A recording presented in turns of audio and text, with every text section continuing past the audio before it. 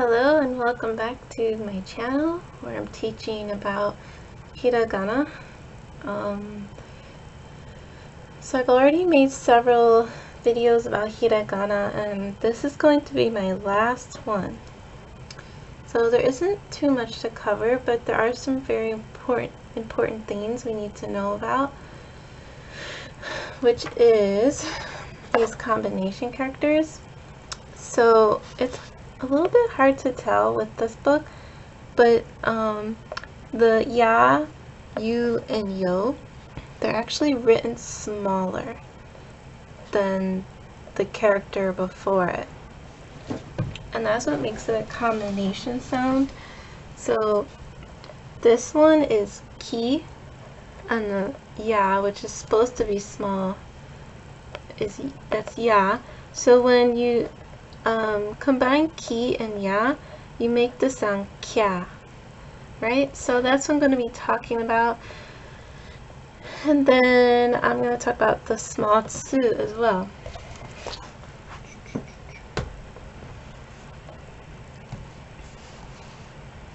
Alright, don't need that much paper. Alright, so I got my piece of paper here. So let's just start with the K's. Okay, so let's title this Combinations.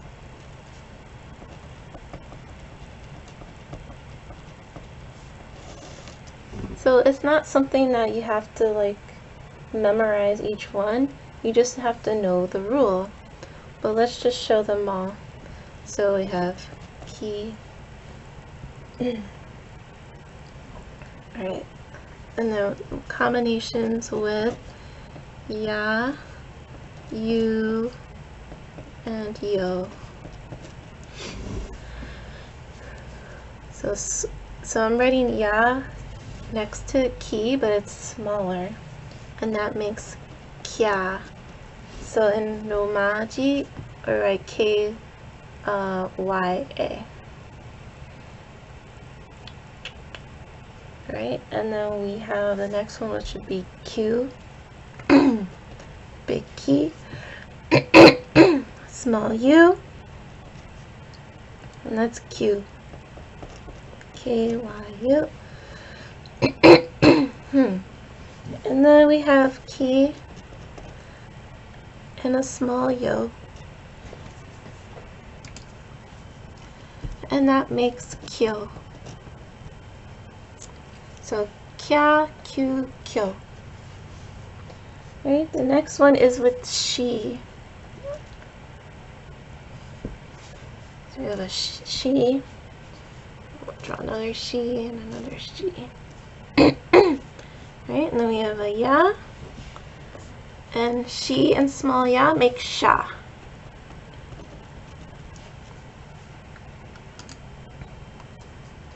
Okay, so sha.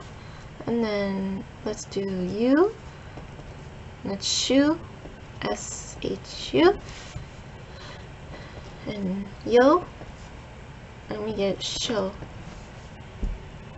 sha, shu, sho. And now we have chi, chi, and with small ya, that becomes cha, with small u, chu, with small yo, cho. Next one is n or ni, ni. So we got small ya, makes nya. Small u makes new, nyu. Small yo would make nyo.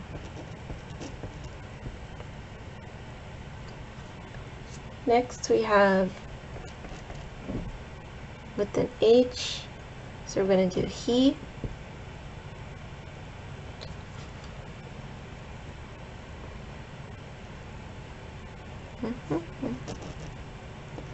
So you see that these are all in the the like I column, like ki, shi, chi, ni, hi. So there has to be like an I combined with an I hiragana. So when we combine it, that I goes away. That I sound goes away. So it's nya. Okay, so small nya, small ya, sorry, would be hya, H-Y-A. Small u is hyu. Small yo is hyo. What's next? So next would be M or me, the me. So we have hiragana mi here. Let's go ahead and write that 3 times. Okay, mya. So mi and ya would make nya. And then you, me, and you would make mew. Mew. I feel like a cat right now. Nya, nya. And then with the yo, or me, and yo would make myo. Okay. Oh, and then we also have R, the R column, so that would be ri. Let's write ri. Remember with ri, one side is longer than the other. So let's do ya, you, yo. What does that sound? What does that spell? So it'd be ri and ya would be ra. Ri and you would be ru, R-Y-U. Ri and yo would be ro.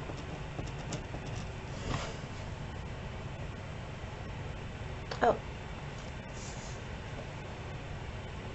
Okay, and then we can, so those are the basic ones, but let's say we add 10-10 to ki, and 10-10 to shi, 10-10 to hi, and what if we add a maru or a circle to hi?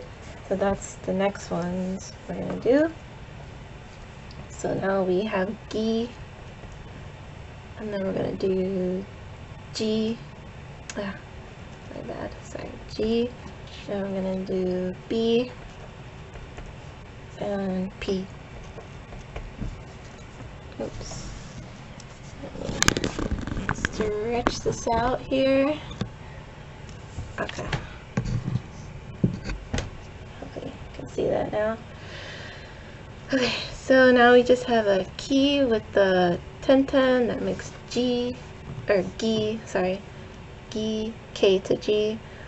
She with the 10-10 makes G. He with the 10-10 makes a B.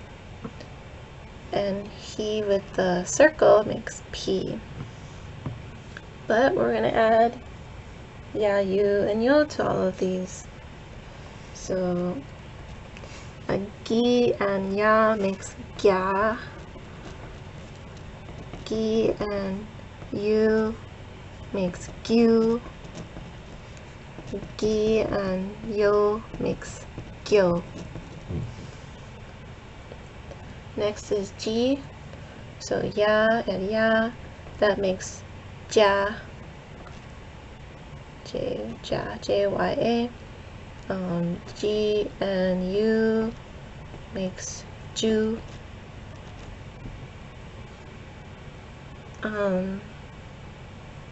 You can also write J-Y-U.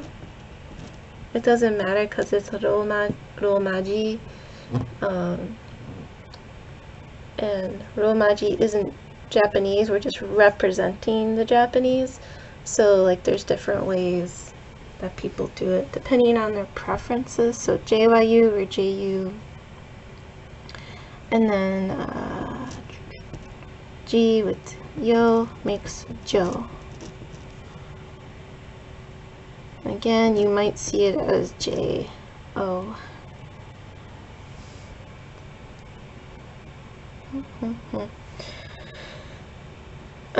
Okay, and then B here. We'll do the ya. Here, let's write the B's first. B, B. Okay. I'm at the end of my page. Alright, so we got B and ya, which makes bia. B and U makes bu, B-Y-U.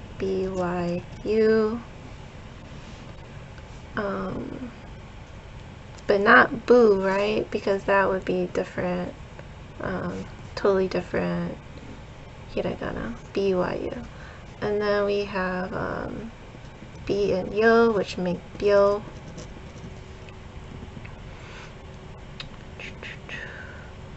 And then, okay, P and ya makes pya. P, P.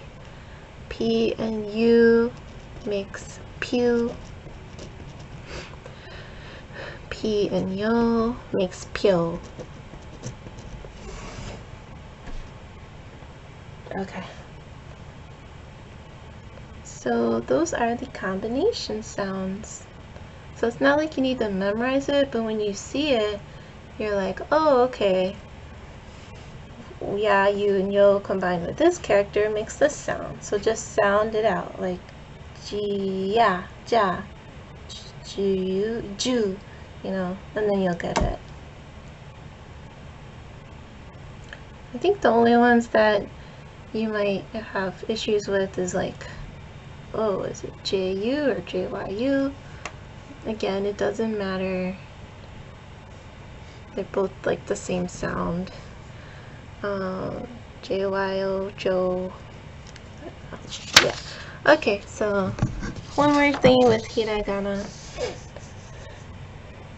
And you know, it seems like a lot, but these rules, they also apply to katakana as well. So you're also learning the same rules for katakana. The ten, the maru, the next thing, the tsu I'm going to teach you, it's all the same with katakana. So you're actually learning a lot that you can apply to the other writing system. So next I'm going to talk about tsu. Oh, sorry, small tsu.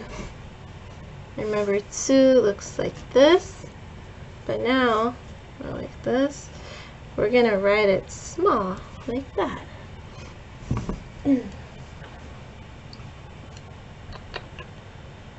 So, for example, let's do mi, and then we have ka, right? Mi and ka. I'm going to put a small tsu between it. And what this small tsu does is it doubles the K sound. So this is actually, well, right here, it's mika, mika. Instead of just mika, it's mika. And mika means 3.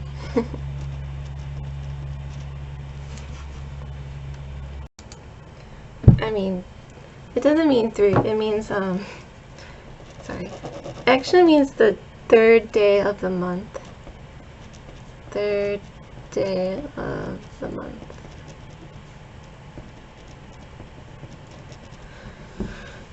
So like the 3rd of March or 3rd of February. So yes, Japanese does have special words for the first 10 days of each month, which is kind of annoying, but yeah. Oh, and then, okay, so now I'll really tell you what 3 is. So 3, so we have mi, and we're going to write a big tsu here. But now we're going to put a small tsu between it.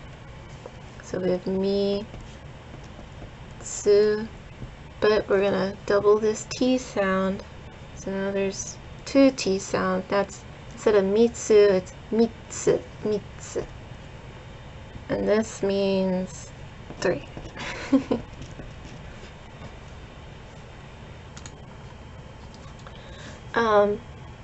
So it's not like 3 when you're counting from 1 to 10. This is a different kind of 3. This 3 is when you're counting objects, like 3 general objects, like coffee, let's say. So like kohi, coffee, mitsu kudasai. 3 coffees, please.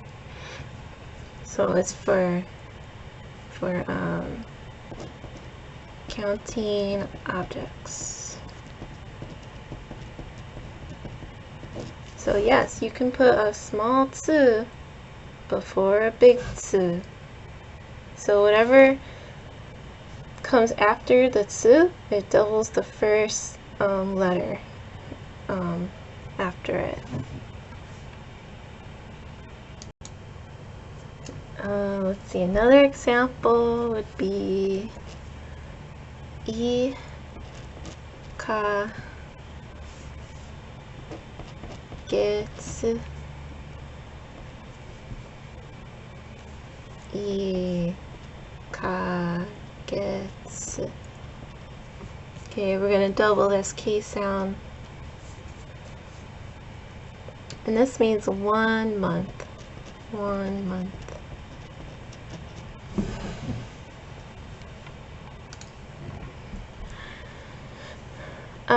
So for example, it indicates a duration. The duration. Like 1ヶ月日本に住んでいました. Like for 1 month I lived in Japan.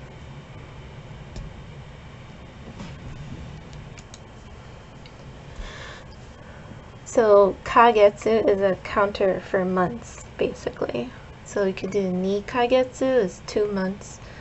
3 kagetsu is 3 months. 4 kagetsu, 4 months. 5 kagetsu, and so on. But that's beyond this lesson. We're just trying to teach the purpose or function of writing tsu smally as a small character. Okay, so I came up with a few more examples here. Let's do this one. Ki and pu. So this is ki and pu. But add small tsu. Now it's kipu, kipu. And this means ticket. Well, this is a useful word because it could be your train ticket in Japan that you're trying to get when you go there. So you could say like kipu o kudasai or something. Or you'll hear in the like machines as well. Kipu, kipu means ticket, right? So yeah, that also uses the small tsu. Here's another example. Well, this is ga. Here's ko, u. And we add the small tsu here. Ga, ko, u. We have a double K sound. So instead of ga ko, it's gakko, gakko, which means school.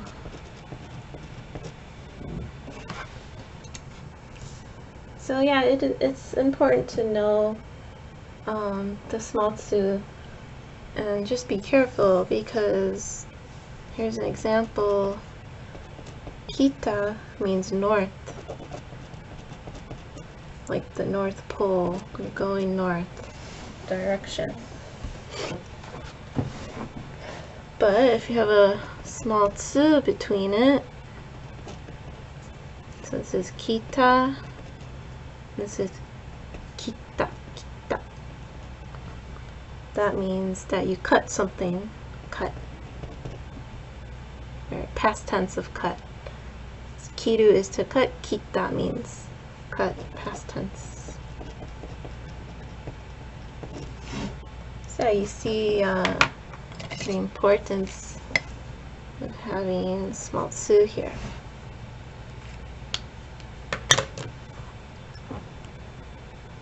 Another example is kako. Kako means past.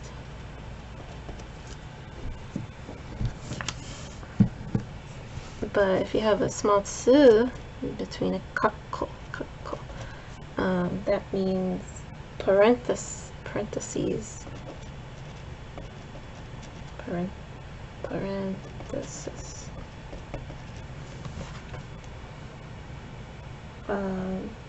So yeah, I am borrowing this example from the Yokoso book, just so I can give you some good examples of tsu, why is it important, and yeah, because it can make completely different word if it's there or if it's not there.